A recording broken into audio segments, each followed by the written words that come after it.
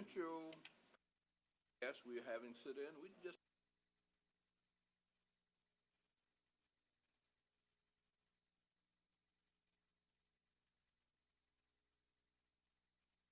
and real quickly, 2017 and 2000 course posted check before left today, and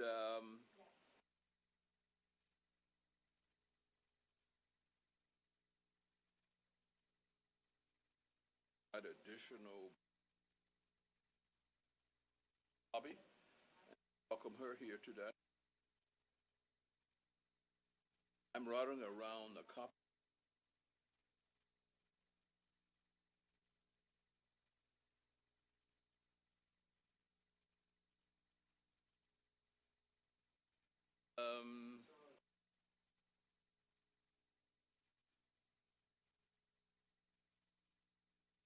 Chad will introduce the. Take it from there. Oh, okay. Okay.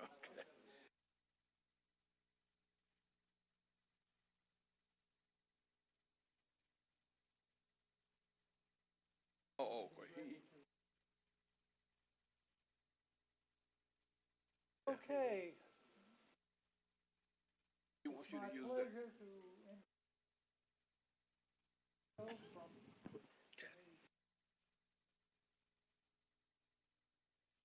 From the Department of Entomology. Sorry, I was an enzymologist. Center for Vector Biology and Center for Lipid Research of Rutgers University. I heard him give, presumably about this talk about a year ago in Kingston, and also he taught one lecture in the course that I teach for graduate students at Rutgers. So, and he's going to talk to us, as the screen says, about ticks, Lyme disease, and other tick-borne diseases, the ones that cost more to be diagnosed. Thank you, Chase, for your introduction. So, my work revolves around Lyme disease mostly, and actually, nowadays I work on cholesterol acquisition and the importance of cholesterol in the pathogenesis of this.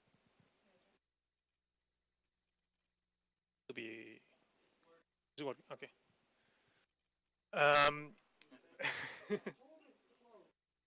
So, but today I'm gonna be talking about a more general topic, which includes ticks, Lyme disease, and other tick-borne diseases. So here's the outline of my talk. I'm gonna start talking with about ticks. What are ticks? The life of a tick. How do they feed? How to remove a tick, and what are the tick species that we commonly found in New Jersey. Then I'm going to be talking about Lyme disease in New Jersey, which is the cause. I'm going to be talking about Borrelia burgdorferi, which is the causative agent of Lyme disease, which are the main signs and symptoms, diagnosis, and treatment. And then I'm going to wrap up the talk, if I have enough time, talking about other tick-borne diseases that are present in New Jersey that are not as commonly found as Lyme disease, but they also have an important incidence in the population, and those are human granulocytic anaplasmosis, human Ehrlichiosis, and human Babesiosis. Of course, there are other diseases that are present in New Jersey, like Powassan virus, for example, or Rocky Mountain spot fever, and so on and so forth. But so I'm gonna just talk about these ones because we don't have really enough time to go through all the tick-borne diseases that are present in New Jersey. So, what are ticks? So if you go to Wikipedia and you look into a definition of what are ticks, they will say something similar to this, that ticks are small arachnids that are part of the order Parasitiformes, that along with mites they constitute subclass Acari, and that they are external parasites or ectoparasites. And basically that they are bloodsuckers. They live by feeding on the blood of mammals, birds, and sometimes reptiles. So I always like to look at the taxonomy of things, because the taxonomy gives you a lot of information. For example, ticks belong to the kingdom Animalia, which means that actually Animalia in Latin means a living entity that breathes and moves. If they are also part of the phylum Arthropoda, that means that they have legs that are articulated. They are part of the class Arachnida, like spiders, and that's why some of them can resemble to spiders in a way.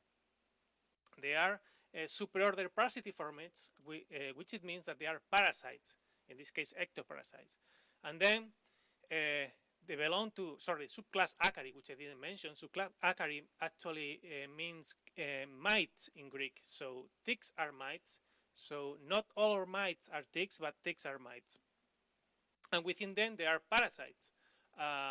Within all the mites that are parasites, and there are a couple of suborders, we have the order Ixodida, which it means basically ticks. And within this order, we have three families.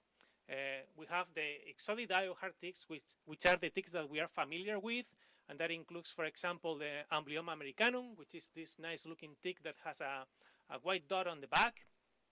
But we also have soft ticks, Aragacidae, which are the ones that you can see here on the right. In this talk, I'm going to be talking about hard ticks, because these are the ones that we commonly found. But so you know, the hard ticks and soft ticks have key biological differences, but both of them transmit diseases to humans. And there is a third family that only have one species that no one cares about, that is called Untitled Chapter, that as far as I know doesn't transmit anything. So the life of a tick. Basically, ticks have 4 developmental stages, which include the egg, the larva, the nymph, and the adult. And as I just mentioned before, the life cycle of a hard tick is quite different from the life cycle of a soft tick. For example, hard ticks are commonly found by people when they go outside or do outdoor activities because they quest. They look actively for hosts, while soft ticks they don't really quest. They are nidicolous. They live with their host, and they are commonly found in caves or in abandoned cabins, farms, and so on and so forth. And here I'm just displaying different type of host life cycles that ticks can have. There are many different ticks, and there are ticks that have one host life cycle. That means that they feed on the same host for their entire life. So once they hop up on the host, the larva, the nymph, and the adult feed and stay on the same host. Other ticks have a 2-host life cycle, which it means that the larva will hop up on a host and feed. The nymph will stay on the same host, but the nymph will drop off, molt, and the adult will feed on a different animal. And the 3-host life cycle, each stage feed on a different animal. So larva feeds on, here in a sample as in a squirrel, the nymph in a rabbit, and the adult in a deer. And you might be wondering why I'm telling you this and why this is important. And the reason is that these 3 life cycles are the results of 3 very different behavior. So in a sense, the ticks that are important for us are the ticks that quest the most.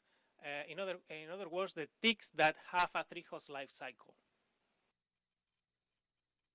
And an example of 3-host life cycle is Ixodes scapularis, which is also known as the deer tick or the black-leg tick.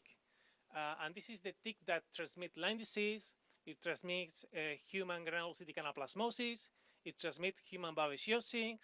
it transmits relapsing fever Borrelia, and it also transmits Powassan virus. This tick is widely distributed in the northeast of the United States and upper Midwest, and it's a 3-host life cycle. The cycle starts with the larva hatching. The larvae generally feed on small rodents and sometimes on birds. Here the size of the animals in the cartoon represent how often the tick feed on that animal. So once they feed, and this is important to remember, they only feed once per stage, so the larvae only feed once, they will molt and develop into nymph. So in the summer, larva comes out, they feed, they molt into nymphs, and they go into diapause, which is a low metabolic stage that allows them to survive during winter. Next spring, the nymphs will come out again seeking for a host and will feed primarily on rodents and birds.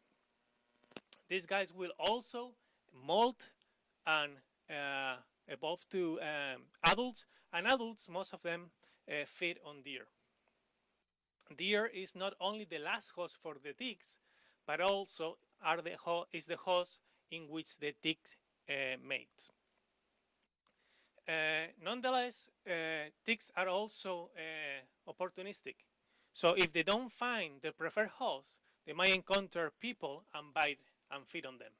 And that's why they transmit diseases to us. So how do they bite? So if you look into this picture, you will see that this part, which is known as the capitulum, because ticks don't have heads, abdomen, and thorax like insects. They have just a big body part that is called idiosome, that have all the organs, the brain, the hindgut, nervous system, and so on and so forth. And then they have the mouth parts that are here. This cartoon represents the mouth part, and basically what they have are the chelicera, which are these small cutting devices that allow them to pierce the skin.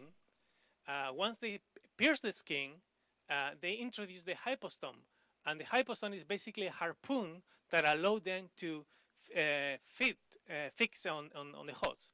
And then all of these the hypostome and the chelicera, they are basically covered by the palps that they open up to allow these mouth parts to cut and penetrate in the host skin. And here's an example of a tick embedded in the skin of the host.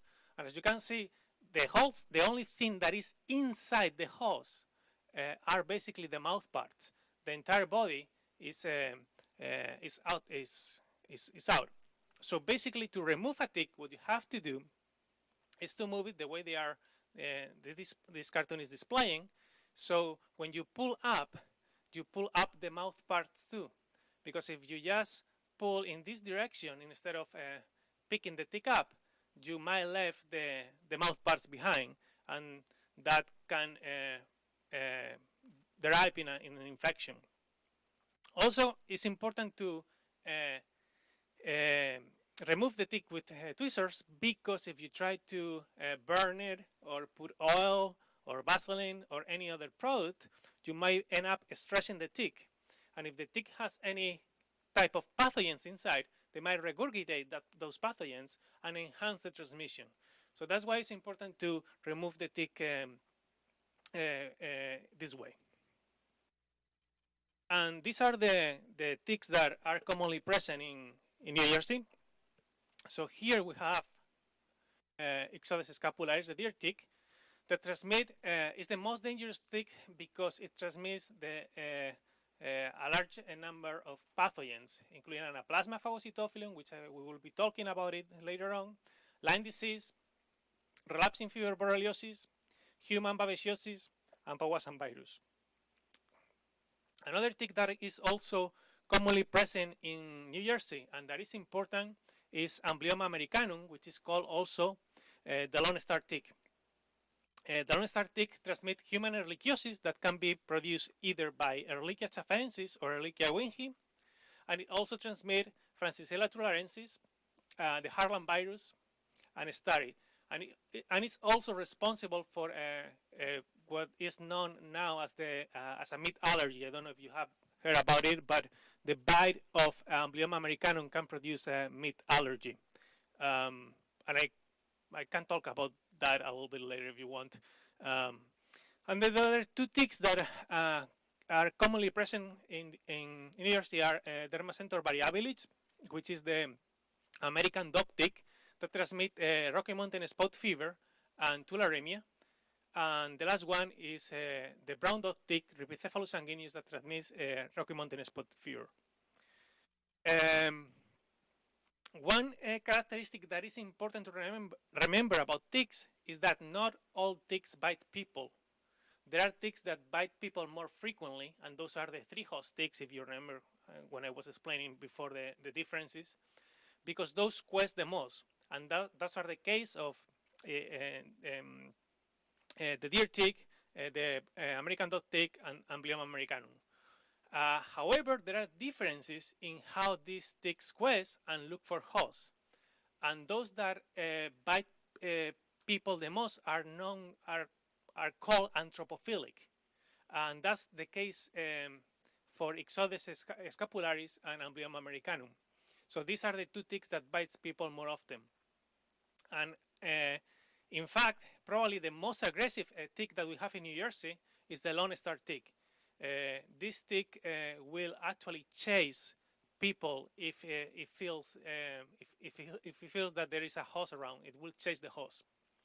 And there was just a recent study done by Andrea Ghisi, which is a member of the Center for Vector Biology, in which she reported that in Monmouth County, the tick that bite people the most is actually Amblyomma americanum. And this is just a graphic showing you the tick-borne diseases present in New Jersey. Here on the left you have human granulocytic anaplasmosis, babesiosis, human ehrlichiosis, spotted fever rickettsia, and the cases of tularemia in 2016 and 2017. And something that I want you to know is that in the past 20 years, the trend is to see more and more cases of tick-borne diseases. Not only Lyme disease, which of course we have more and more cases every year, but also all of these diseases. So there might be years in which you see that the number of cases they didn't increase, or maybe one year decreased respect to the previous one. But if you take into account the past 20 years, you see a trend, an increasing trend over time. And one thing that I didn't display in this graphic actually is the number of cases of Lyme disease. And I did that on purpose, because if you look here, there are around between 150 and 200 cases of these diseases per year. But if I put the number of cases of Lyme disease in this graphic, there will be around 3,000 cases in New Jersey. So this bar will look like nothing compared to those. And with this, I just want to stress out that although Lyme disease is the most prominent tick-borne disease in New Jersey, there are other diseases that can be transmitted by ticks, and we have to start paying more attention to them, especially since we know that Amblyomma americanum Lone Star tick is such an aggressive tick that is biting nowadays more people in New Jersey than the deer tick. So that means that we may have more cases of human ehrlichiosis in the future. So we need to watch out for these changes in epidemiology. And if we look into Lyme disease cases in New Jersey, here in this map, the darker the color is the more cases that you have in a county. And here on the right, what I have actually is the number of cases per 100,000 people. Because there are counties that have a high incidence, and there are counties that have just a huge number of cases. So in a way, this kind of normalize the cases against the population. But if I put this graphic here to you might say, well, okay, so is Lyme disease really bad in New Jersey? How does New Jersey compare to other states or other areas in the United States? So here I'm just displaying the 50 counties in which in which Lyme disease is detected more frequently, and 12 out of the 50 counties are in New Jersey. And I apologize because this is really small, the font, but there are counties like I think Monmouth County is right there. You have Middlesex. You have Huntington. You have many of them. You have 12 of them on the top 50 in the country. So we are basically in the epicenter of a huge outbreak of Lyme disease. And this is a cartoon displaying the number of cases per county, and each dot represents a case from 2001 and 2013. So if you compare both maps, you realize that we have more cases, but not only more cases, the disease has advanced north and also moved west. So the distribution of Lyme disease is now much bigger than it was 10 years ago.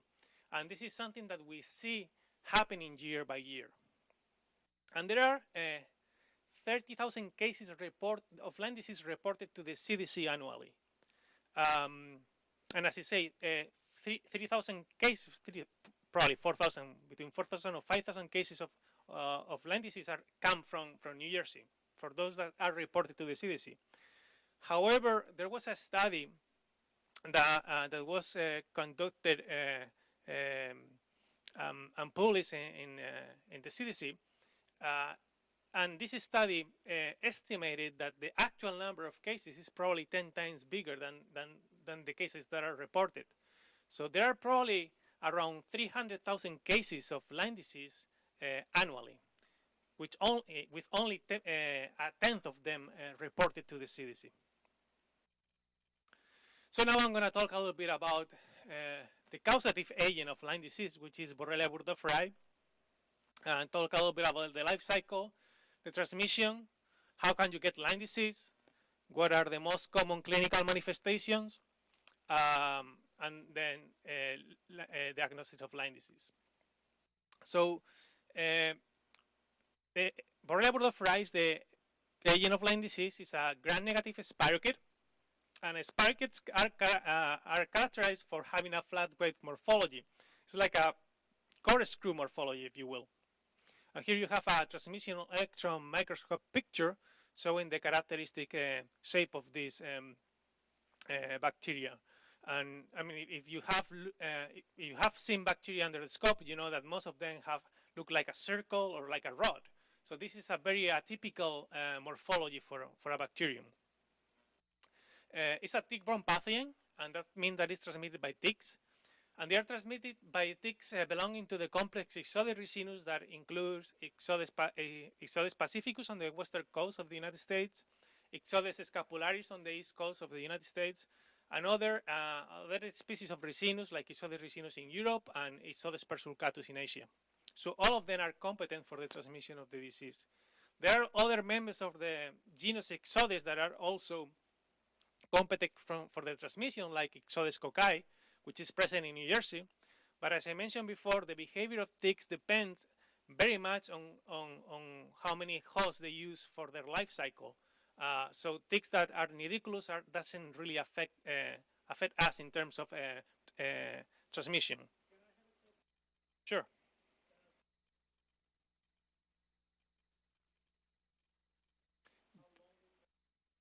How long is the bacterium?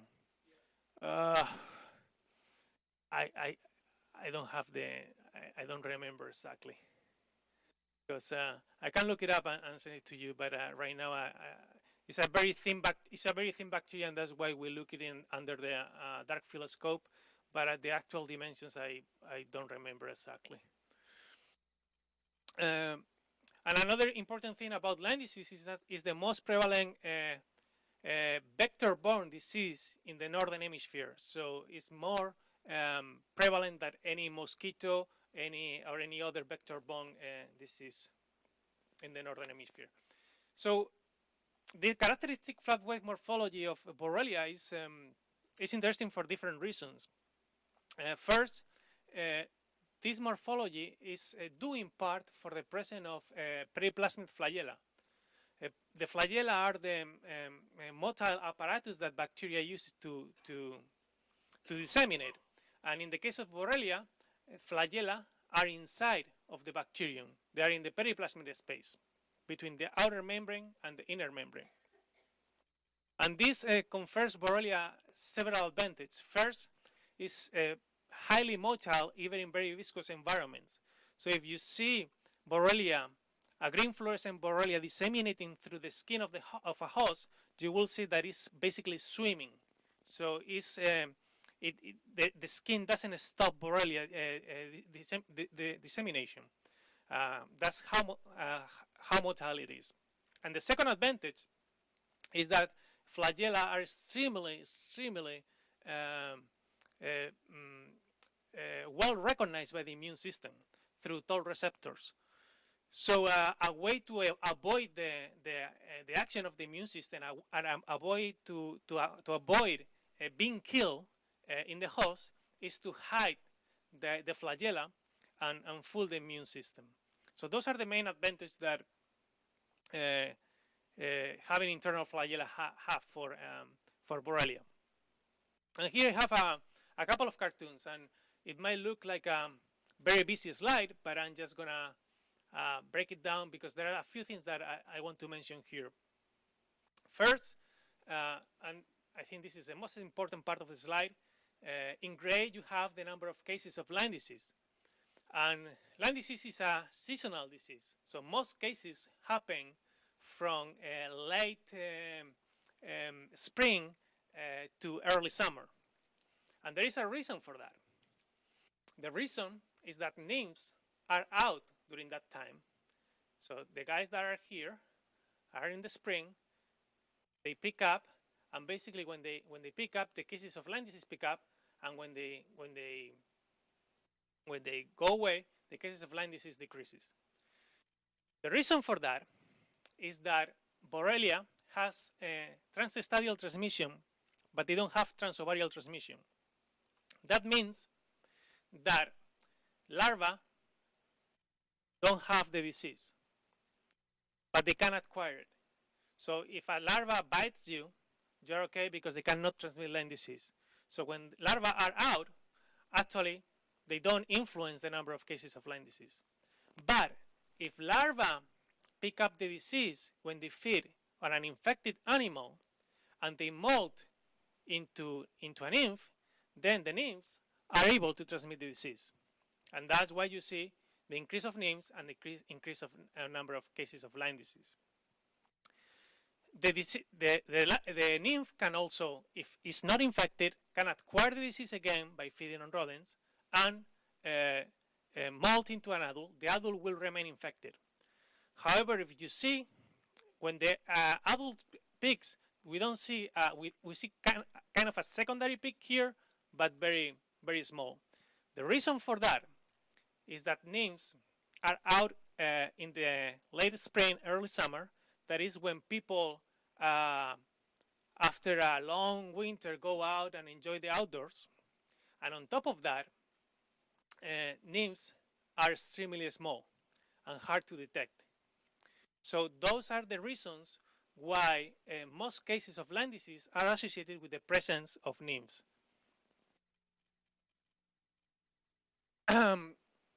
And in this cartoon, I'm just going to briefly talk about how Borrelia is transmitted. So basically, Borrelia, the enzootic cycle of Borrelia goes from the tick vector to the mammalian host. And most of the time, the mammalian host is a rodent. It's a whitefoot mice, generally. And they have to go in and out because Borrelia doesn't have transovarial transmission. That means that the adult is a dead end for Borrelia. They cannot be transmitted through the eggs to the next generation. That's something that happens with certain tick-borne diseases, like rickettsia species are generally transmitted transovarially, but not that's not the case for Borrelia. So that means that they need to infect a mouse and then get out and be picked up by a tick and keep going. So when the tick finds a human is when the disease is transmitted to the humans. So basically what we have here are two very different environments. The tick environment is quite different compared to the vertebrate environment. First of all, the bacterium is in the tick midgut, which is a harsh environment with a low nutrient content, and they need to survive there. And they do that by expressing a certain program, if you will. It's like I like to think about these two environments, like you are in your house, in winter, and you have maybe your sweater or something. But if you go out in winter, you put your coat on. So you adapt to the environment. You use extra clothing. You maybe use an umbrella. You use boots, and so on and so forth. So that's the same thing for Borrelia. When it changes from one environment to another, it has to adapt to that environment. And it does that by tightly regulating a program that allows them to survive in the tick, or a program that allows them to survive in the host. And to regulate those programs, it takes a little bit of time for Borrelia to adapt. So when the tick finds a host and starts feeding on the host, basically blood comes into the tick midgut, and Borrelia senses the change in the midgut. They senses the blood, the change in temperature, the change in pH, and they start migrating from the tick midgut to the salivary glands. And while they do that, they start changing. Their program starts changing. They down-regulate the proteins that are required to survive in the ticks, and they start up-regulating the proteins that are required to establish an infection in the mammalian host. And this process, the migration from the tick midgut to the salivary glands, and the program regulation takes for Borrelia at least 24 hours. So that's why if you remove the tick before these 24 hours, you might be okay for the most part. Okay? So how can I get Lyme disease? And this is a question that some people have asked me in the past. And it is, you cannot get Lyme disease through direct contact. It's not transmitted human to human. It's transmitted by ticks, but not by all tick species, only by the deer tick in New Jersey. It's not transmitted by flies or mosquitoes. It's not transmitted through blood transfusion. Borrelia cannot survive in blood. And there is not a good literature suggesting that it will affect fetus, or it will be transmitted to your son or daughter during pregnancy. So the only way you can get Lyme disease is through a tick bite, or if you come to my lab and you inject yourself directly through a syringe Borrelia. But yeah. No, it cannot be transmitted by any type of arthropod that is not.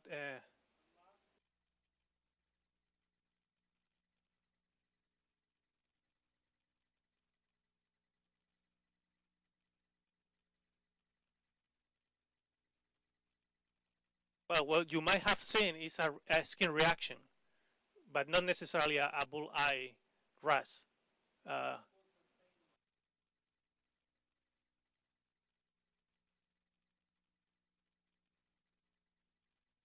But WhatsApp are not vectors. They cannot transmit the disease. So you might have a skin reaction of some sort, maybe a delayed skin reaction, but it cannot be transmitted by any arthropods that are not Ixodes. So not even ticks that are related to ixodes can transmit the disease. So you might have had some kind of reaction. What are the clinical manifestations of Lyme disease? So the most common localized manifestation of Lyme disease is erythema migrans. That is the bull-eye rasp. After dissemination, you can have early dissemination, which has cardiac involvement, or late dissemination, which you have rheumatological and nervous system involvement. However, not all patients go through all these symptoms. Most people develop, when they are bitten, an erythema migrans that is also known as a bull-eye rash because it has it's a rash with central clearing. In the cartoon looks very nice, but most of the time bull-eye rash doesn't look this nice on patients because it depends where the tick bite you. You might have a typical bull-eye rash, or you might have a rash that doesn't necessarily look like a bull-eye rash. Anyways, most patients, between 70 and 80% of patients with Lyme disease develop this skin rash. If the disease progress, you might have a joint involvement, which basically is arthritis.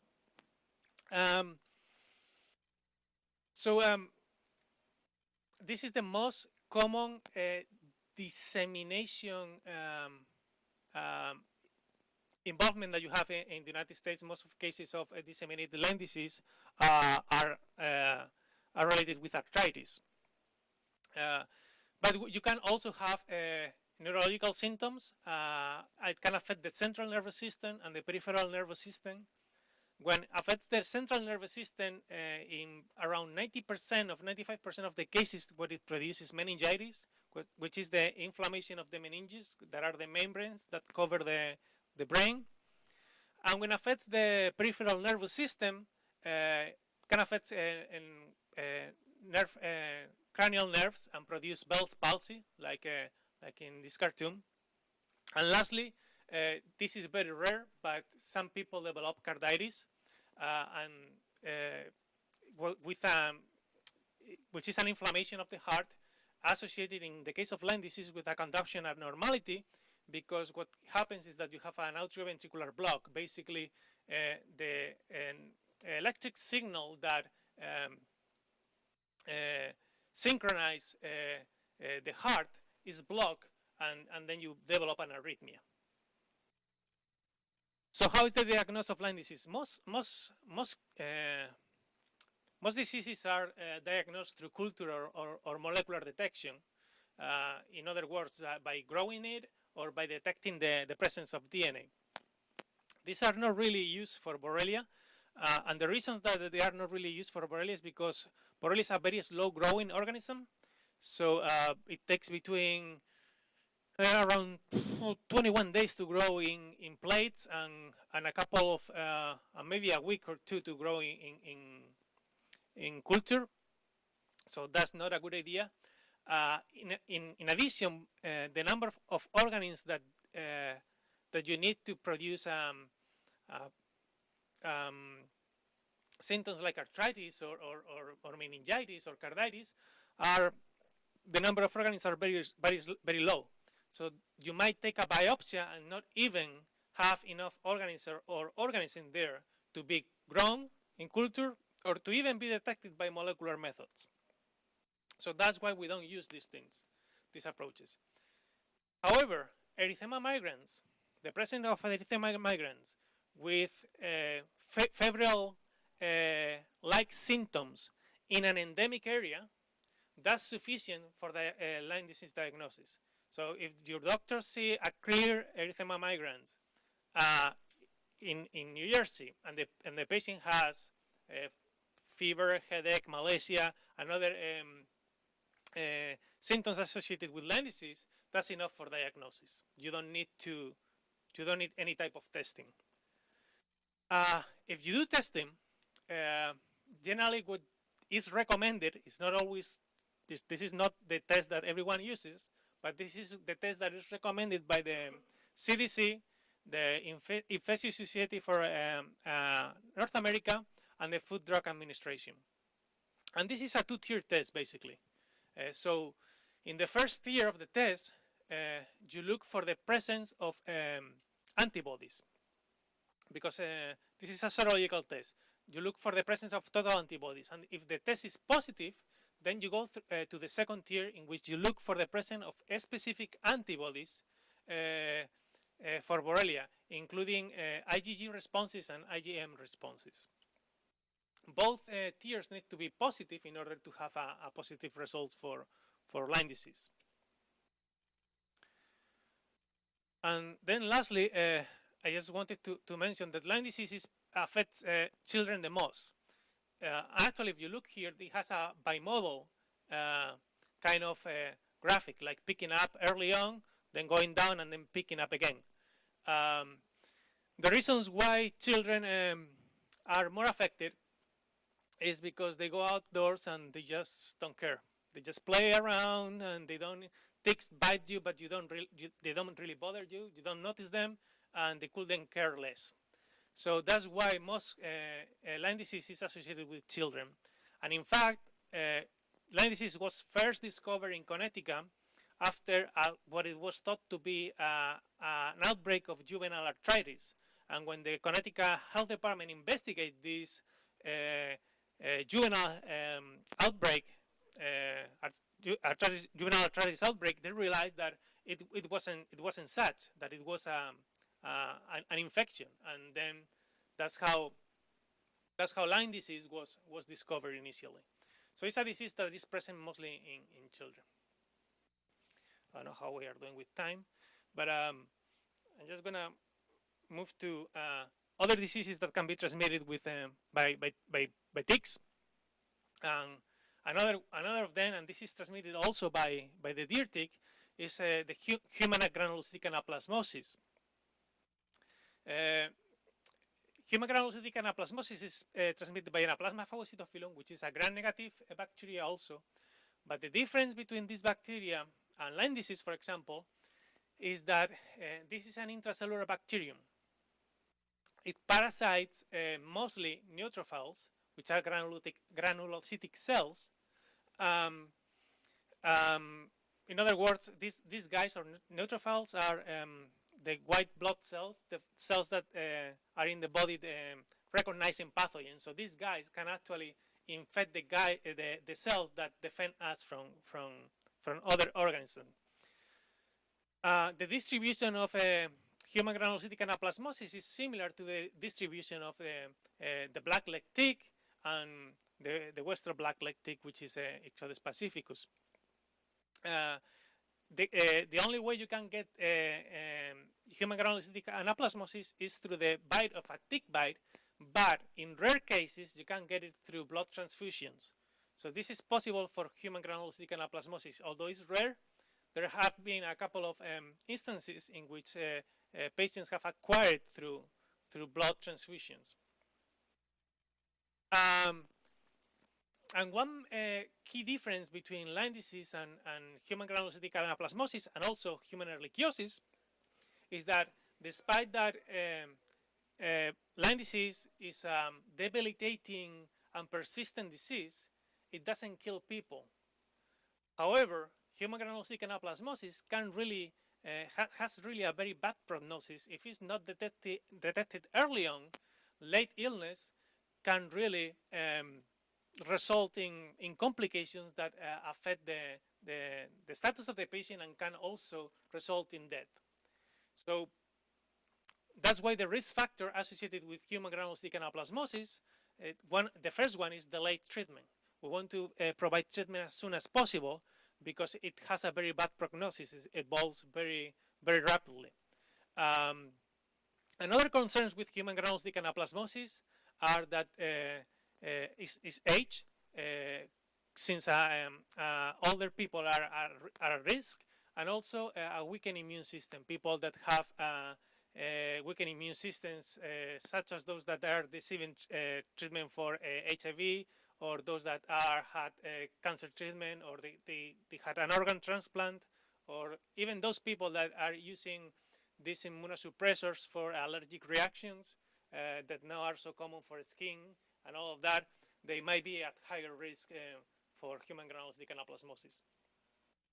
So we don't diagnose human granulocytic lichen anaplasmosis with a test because we don't have enough time to wait for a test. So what the doctor does is look at the clinical manifestations of the patient and then basically evaluate whether the patient might have or not anaplasmosis.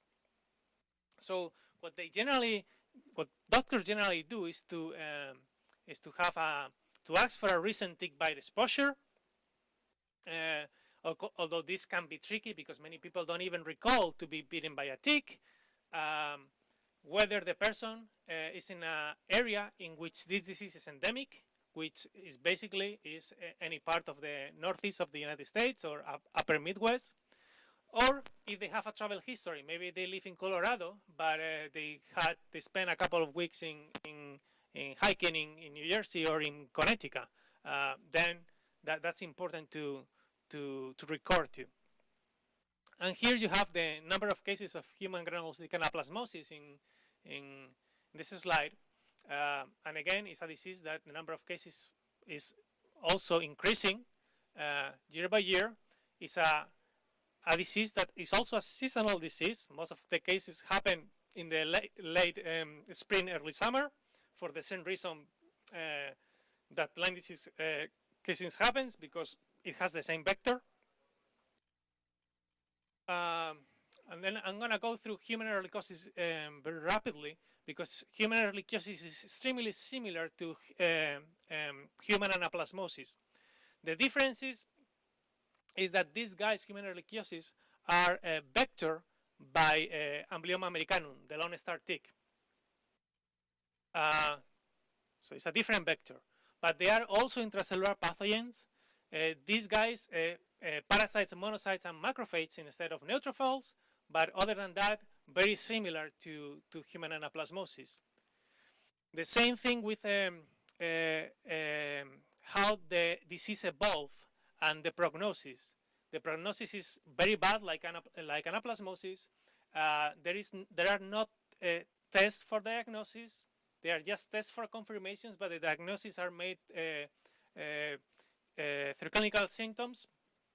And the distribution is the distribution basically of the lone star tick, which is slightly different from the distribution of the deer tick.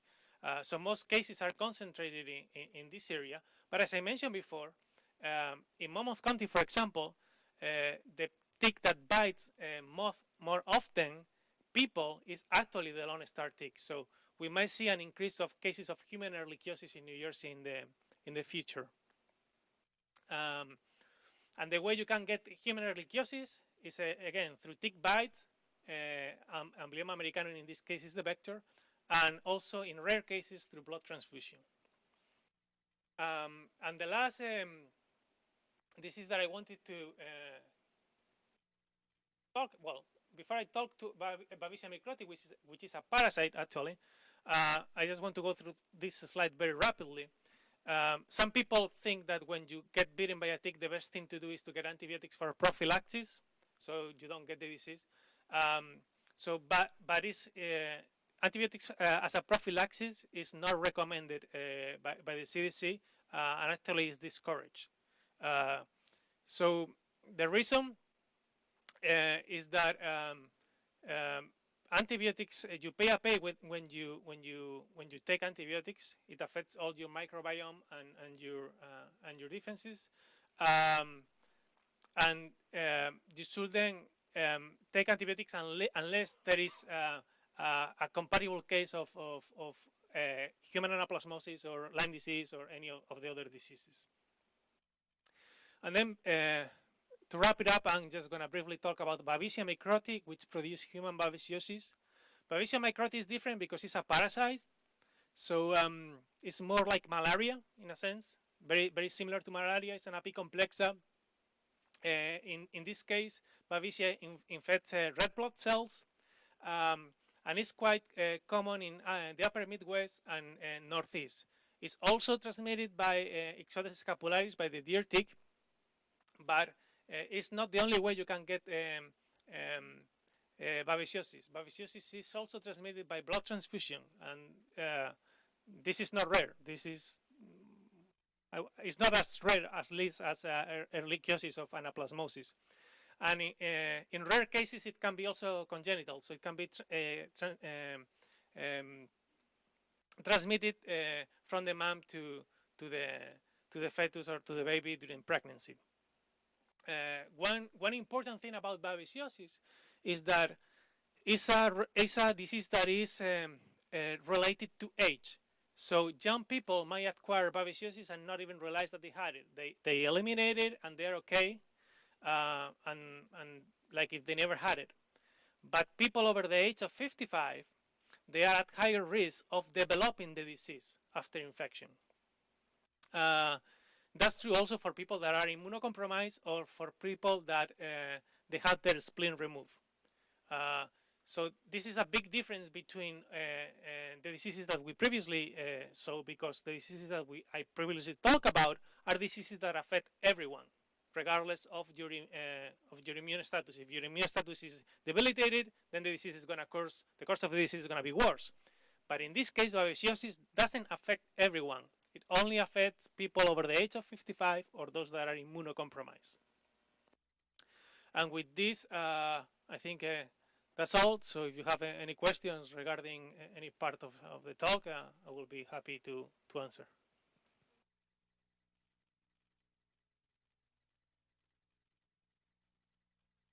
Well, they recommend to monitor the patient.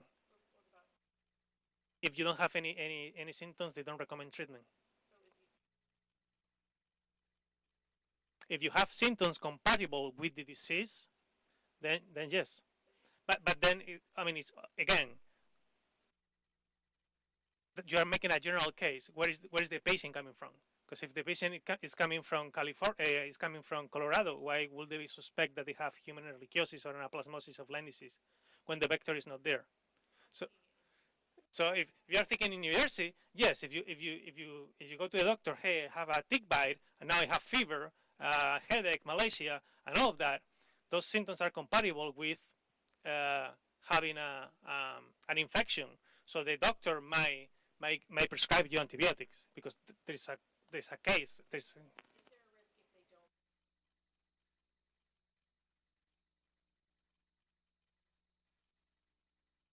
No, all these diseases are treatable, but the prognosis is different if they are treated on time versus not treated on time.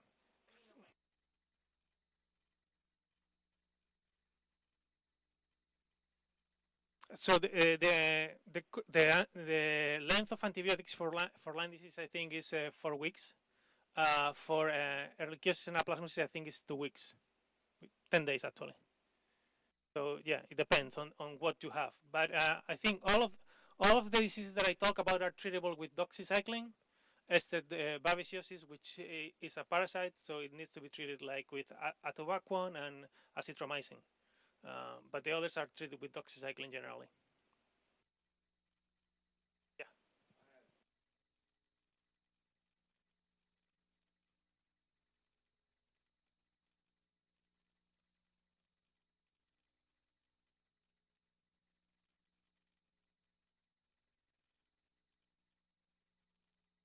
No, you develop antibodies, and that's how it's diagnosed.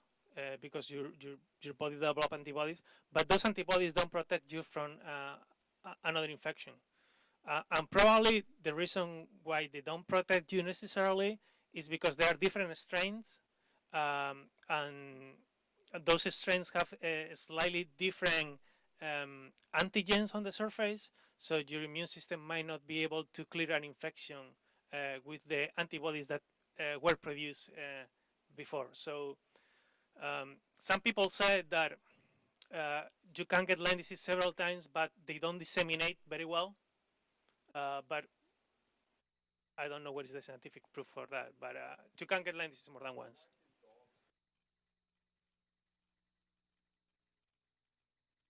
think because you care more about people than dogs. No, actually, it's the vaccine that is available for dogs. It was very similar to the vaccine that was available for people. For people, it was called Limerix, and it was a vaccine that was based on the outer surface lipoprotein A, which is basically expressed in the tick. So how this vaccine works is you vaccinate your dog or you vaccinate someone that produce antibodies, and when the tick bites that person, your blood goes into the tick midgut, and the blood kills the Borrelia in the tick midgut before it has the chance to infect you or disseminate. However, for people, the vaccine was offered and withdrawn. Probably a few years after it was released, and part of the reasons why it was withdrawn is that it was not profitable. It was very cumbersome because you need several shots in order to build immunity. And what I mean several shots, I mean several shots during 1 year to build immunity for that year, and you will have to retake the vaccine in order to keep immunity. Yeah, but the vaccine for humans is gone. So it just was too cumbersome to administer it to people, and then not profitable. So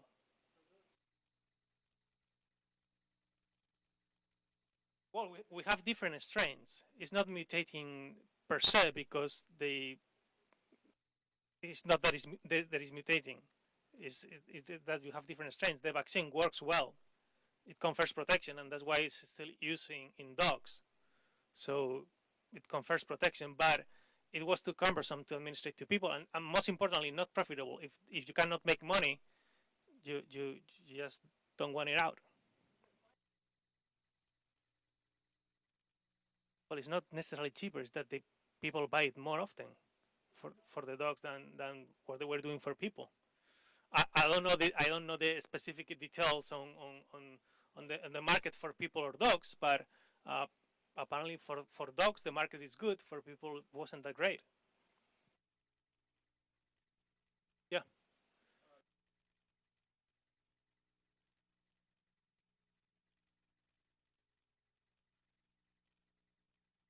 Hmm.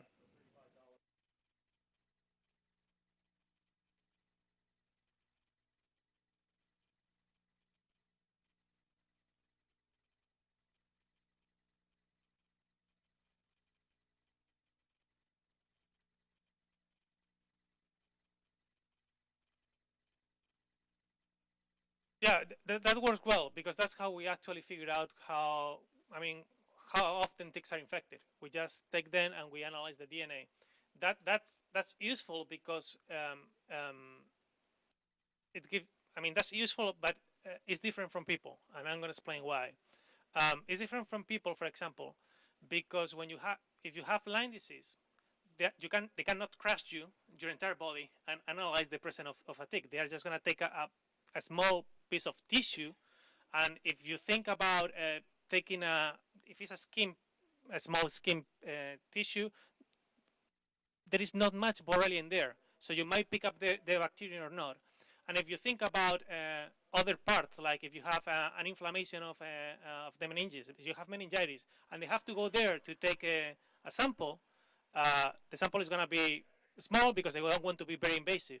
So that's why molecular methods are not recommended for Lyme disease.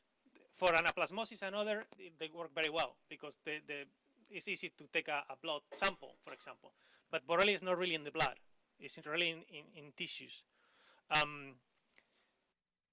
That being said, molecular methods can be used in Lyme disease early on.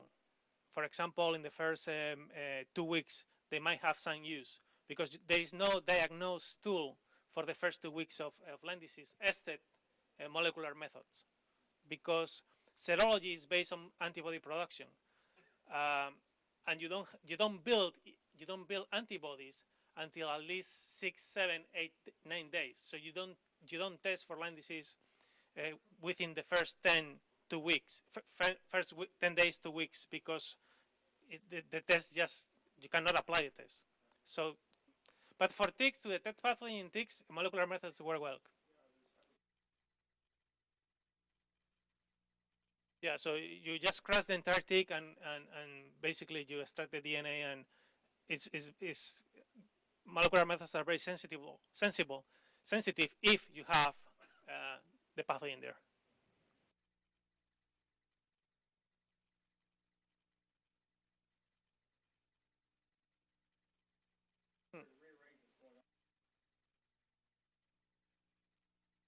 Yeah.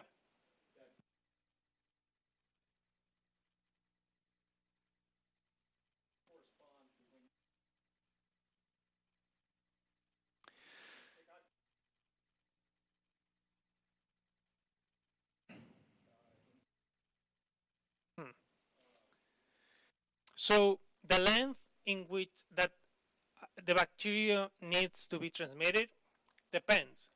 Can be transmitted in less, or it can be transmitted, or it might require more time. But when we talk about timing, we talk about optimal transmission. It's like when, if you put, let's say you put ticks in a mice, and how many of those mice are infected after 24 or 48 hours. When you see like all these mice in a mouse model getting infected, then you say, well, the time that needs to be transmitted is this. That doesn't mean that a little bit less of time will completely prevent or block the infection, but the risk is diminished.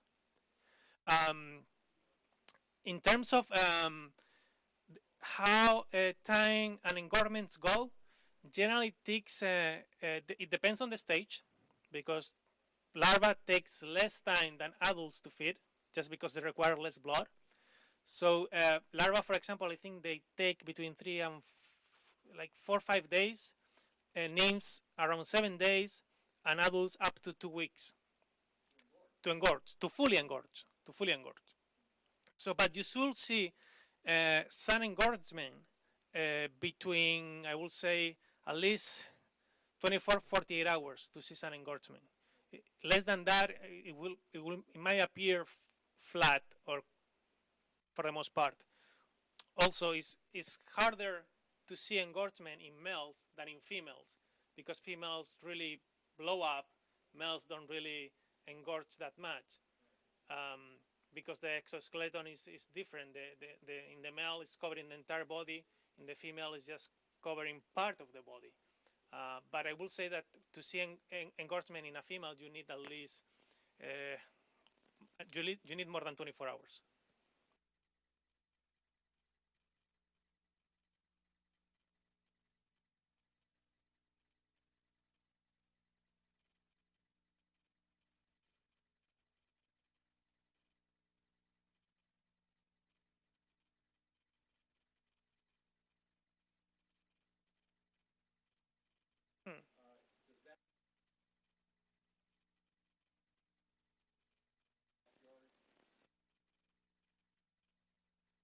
So in principle, it works because when the mice take that cotton that is impregnating with permethrin or any other pyrethroid, what happens is they bring into their nest and they get in contact with them.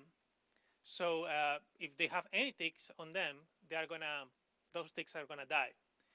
Whether that is gonna work or not on the long term, that's arguable, because what you are doing, in a sense, too, you are increasing the fitness of the mice, and so you're gonna have more mice. So it's gonna be hard to. So it works in principle, but I don't think it works to control ticks on the long term.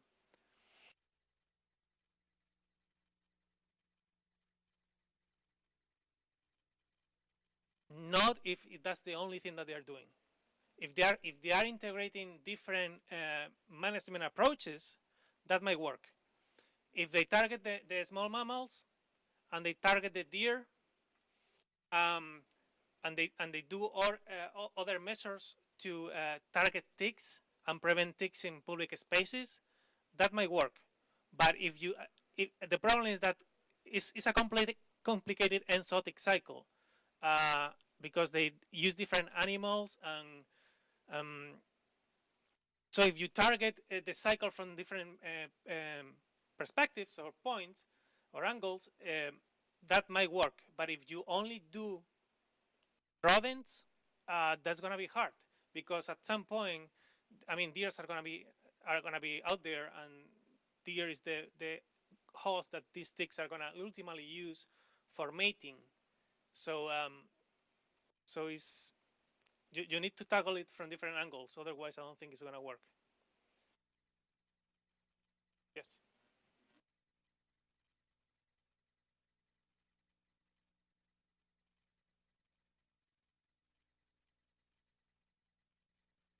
Yeah.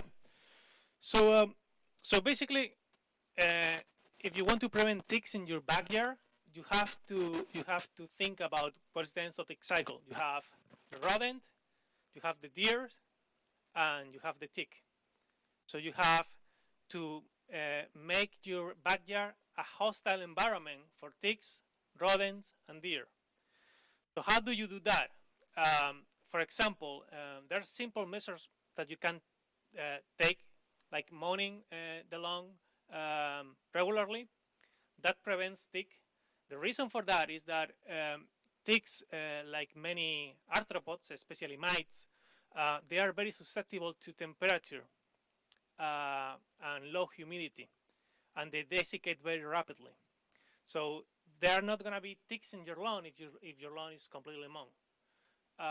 The same way, if you pick up the leaves, that also will prevent ticks from being there, because leaves are a perfect environment for ticks to survive. It decrease the temperature, increase the humidity, and also allow rodents to pass by, and those are the primary hosts for the immature stages. Other things that you can do is don't. I wouldn't have plant ground covers because that also creates an environment good for ticks. What else can you do? If you have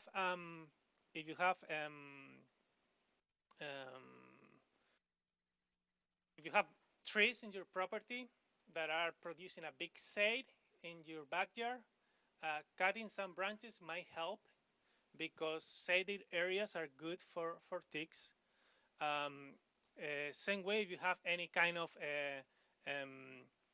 if you like to use your fireplace, I will put all the wood away from the house, because that's a good way for to prevent rodents coming close to your house, because they use that wood pile for nesting. Fencing your yard helps to prevent deer coming in and out. The problem is that sometimes that's very expensive. So alternatively, what you can use are plants that deter deer, because there are plants that deer loves to eat. There are others that they don't like that much. So using that kind of landscape approaches help you. If you have if you have woods close to your property, or your property is in the woods, having a paved part, or a grave border, or a mulching border, that will help ticks from coming from the wooded area into your property. So there are a few landscape techniques that you can use in order to prevent deer, to prevent rodents, and to prevent ticks in your backyard.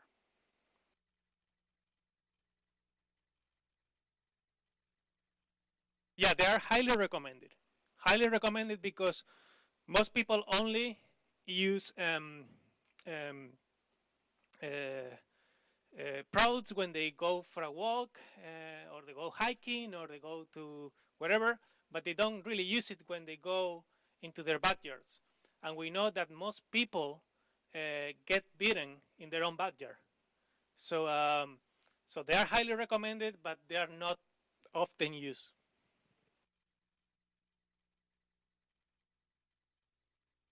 Yeah, like there are many unspecific predators for ticks. I mean, mostly spiders, but there is not one predator that can be used for biological control. So, the birds might eat ticks just because if they don't eat them, they will bite them. Um, but also bear in mind that deer tick parasites birds too. So most of the time it's rodents, but they also parasite birds. So yeah, chicken or other birds might eat ticks if they see them around, but I think it's just because they don't want to get bitten.